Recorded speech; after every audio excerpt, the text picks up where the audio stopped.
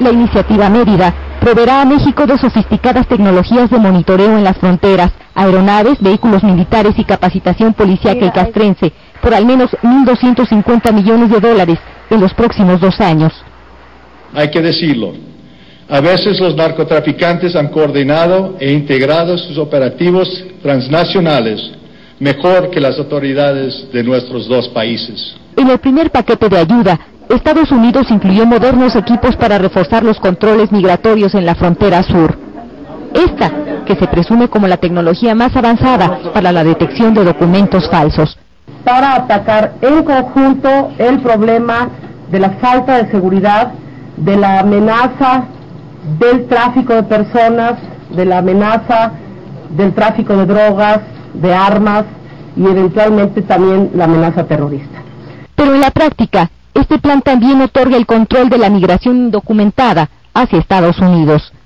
México entrega, en términos de tecnología, de capacitación, de eficacia en control migratorio, entrega su soberanía a los Estados Unidos. Esto ya se venía haciendo.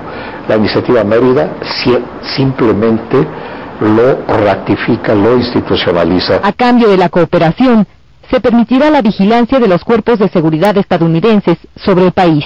El hecho de asumir el terrorismo como propio es aceptar políticas también similares a las de Colombia. En Colombia, el Plan Colombia es para combatir terrorismo y narcotráfico, ¿no? Y cuando uno dice combatir terrorismo en países como los nuestros, pues es en realidad un plan de control social. Así, diversos especialistas advierten que el costo de la asistencia de Estados Unidos podría ser alto en muchos sentidos. Que las instituciones mexicanas, las instituciones del Estado mexicano, empiecen a hacer suya de manera íntegra la agenda de seguridad nacional de Estados Unidos y nos olvidemos de otros problemas nacionales que tenemos en México, como es el enorme desempleo, la enorme pobreza.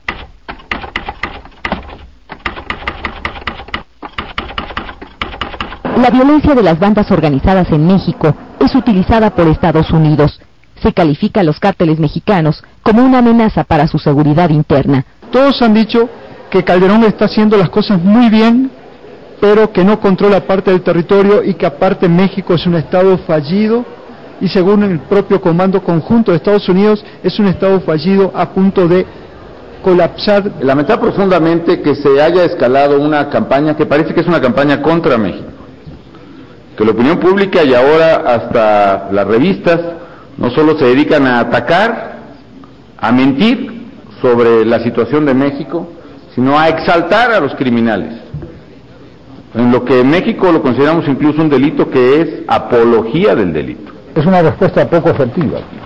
Es una respuesta poco efectiva porque denota enojo, denota frustración, denota impotencia y lo que necesitamos asegurarnos es que el gobierno mexicano de alguna manera desafía a las autoridades norteamericanas, diciéndoles, nosotros hemos estado haciendo lo que la DEA ha recomendado. Pero la metodología no es nueva.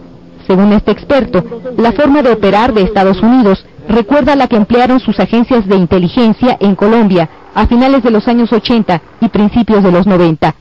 Cuando existe un capo que de alguna manera está exportando a través de su organización inseguridad pública e inseguridad nacional a otros países y no se lo está conteniendo adecuadamente en su país de origen, estas agencias de inteligencia tarde o temprano comienzan a filtrar información. Pero la disputa entre cárteles mexicanos se extiende también a lo largo y ancho de Estados Unidos, el mayor consumidor de drogas en el mundo.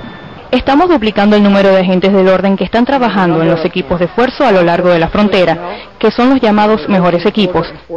Se trata de equipos que combinan refuerzo estatal y local con el personal de inmigración y ejecución de la aduana y el CDP.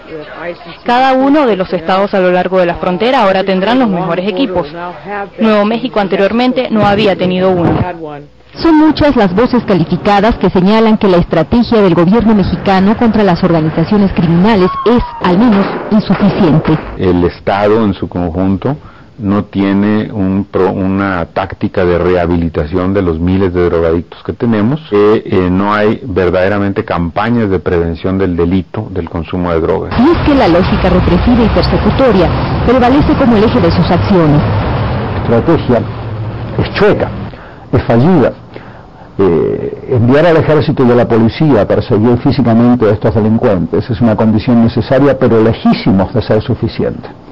Falta atacar los patrimonios, y no solamente los decomisos fortuitos de dinero que encuentran detrás de paredes, sino los patrimonios, acciones, infraestructuras de transporte, centros comerciales y demás que no se ha comenzado a hacer adecuadamente en México. En síntesis, combatir la corrupción y modificar las leyes que han permitido a las organizaciones criminales expandir sus capitales por el mundo. A redes patrimoniales que van muchísimo más allá de México. Guatemala, El Salvador, Honduras, Argentina, Paraguay, Venezuela, inclusive hay mucho patrimonio criminal en donde tienen que existir unidades de investigación patrimonial en cada uno de estos países, de alguna manera intercambiando información para que se pueda entender cuál es el patrimonio real de esta organización. El Estado no se enfrenta solo con narcotraficantes.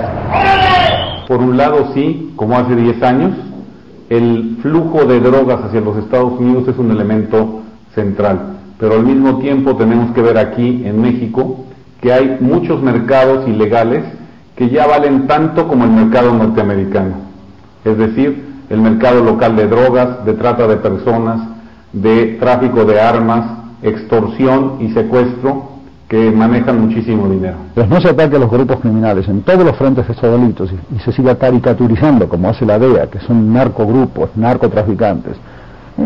Vamos a seguir perdiendo este proceso de enfrentamiento para tratar de desmantelarlos patrimonialmente y perseguirlos físicamente como se debería hacer, y encarcelar a los personajes de la vida política y empresarial que le han permitido a estos grupos criminales expandirse internacionalmente como se lo han hecho.